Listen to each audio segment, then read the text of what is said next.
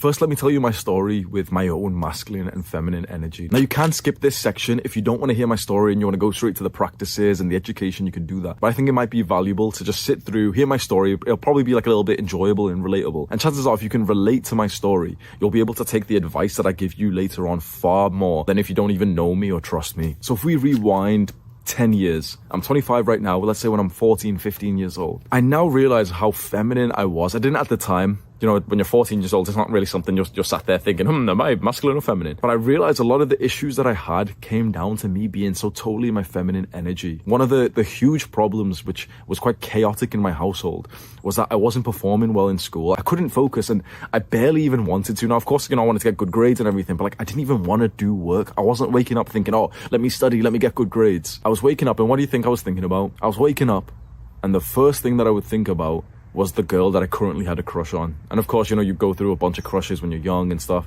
So I'd be obsessing over this one girl. I'd wake up and think about her straight away. I'd be brushing my teeth almost thinking about her, or, every now and then thinking about something else. Go to school, and if I was in the same class as her, I'd just be awkwardly just darting my eyes towards her, thinking about her instead of thinking about the lesson and what we're supposed to be studying right now. I was almost never in my masculine energy, which meant that I was never focused on work. And alongside that, being in your feminine, especially for a guy, it's deeply unattractive. Here I am obsessing over this girl who doesn't even know that I have a crush on her, and I'm anxiously just thinking about her, checking her Facebook status. This is when people actually use Facebook. It's not attractive. Now, a feminine woman's anxiousness, she always thinks about the guy that she's into. That's quite attractive as a guy. If you imagine this as a man, it'd feel kind of nice to think that the girl that you're into is thinking about you quite often. That's kind of attractive. But on the other way around, it's not. Most women don't want to know that you're thinking about them all day. It's unattractive to women. And so, of course, when I'm in my feminine energy when I was younger and I'm totally obsessed over this girl, do you think I ever attracted the girl that I had a crush on? And this happened crush after crush after crush. And I remember this one particular girl in college,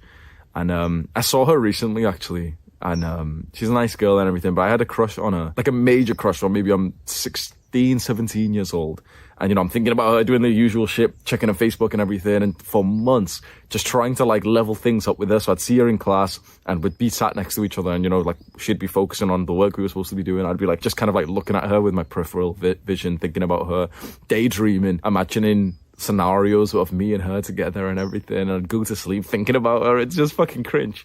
And then one day I check Facebook and all I see is her name is in a relationship with this guy, some guy. Do you know, it was actually that moment where something clicked for me, and I thought, okay, clearly, I've been doing this for years of having a crush on a girl and never really speaking to them and being really shy. Something clicked, and I was like, you know what, it's clearly not working. It's never worked for my entire life, this sort of method that I have to try and attract the girl that I want, which is, to stay silent and silently observe them and just be fucking nervous around them and anxiously think about them. And so I started taking other things more seriously. Instead of obsessing over girls, I went through, a bit of that sort of, not hateful energy, but the more of fuck girls, I don't even care about girls anyway, I'm just gonna focus on going to the gym. And interestingly, that's exactly what worked. When I had other things to focus on, for example, the gym, making new friends, partying, I automatically started to attract more girls. But things weren't better, straight away. So as I'm getting older, let's say I'm 18, 19, 20, 21 years old, and I'm having sex, I'm getting into relationships. Pretty much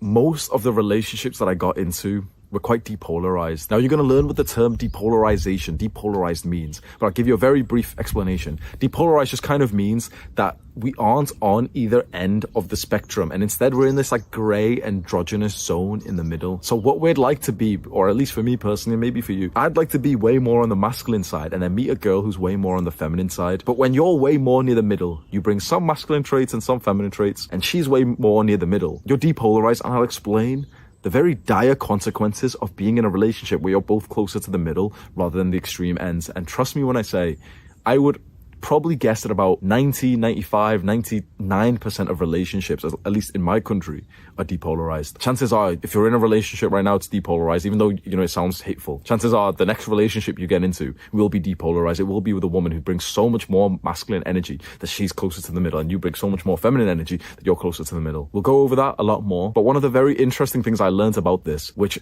is gonna kind of upset you and make you feel a little bit insecure, is that people who are depolarized will never have an extremely feisty sex life. These will never be the couples who will, for example, argue and then just fall to the floor, just fucking straight away. These will never be the couples who will fuck for literally an hour, 2 hours straight, absolute dominance, all across the room, that the lampshade just fucking fallen off the lamp. Whilst you could argue, well, you know, this is where I am and it's authentic for me to be here. Chances are you probably want a life that's more on this side, and you probably want a woman who's more on this side. And so at least for me, when I was 18, 19, 20 years old and getting into relationships, I was just always near here. I had some masculine traits, I was going to the gym, and I eventually started boxing, and I was thinking about more of my, my male friends and partying, so I had like some kind of mission objective. But I was bringing a lot of feminine traits. I was also just obsessively thinking about girls, really valuing love. And the girls that I was with, naturally, because I was in university for this time, were quite masculine. They were quite like goal and study orientated. Now that can, of course, be a good thing, but there's a variety of issues that stem from this kind of depolarized relationship. But what's very interesting, and this is okay, I want to tell you something about me. I've dated 2 girls who have brought a lot of masculine energy. So, depolarization is like, okay, we're the man, we're supposed to be masculine, but we're about here. Still got some, masculine traits and stuff, but we're here. Like, we've got a lot of feminine traits as well. And, the woman, she's supposed to be feminine, but she's about here, so you're here, right? I've been in 2 sort of, not really relationships, but, dating situations where it's been more like this, where I've genuinely felt like she's actually more masculine than me. She's actually thinking more about work and goals and everything than I am. And I'm thinking more about her, and I'm like the little bitch at home. No, you can see I'm not happy about this situation. And again, a lot of people can tell you, oh, but it's authentic. No, it's not. Bro, the majority of men don't want to be in this situation. Let me tell you from my personal experience, the first girl that I was in this situation with who was more masculine than I was, she was very beautiful. I hooked up with her in university.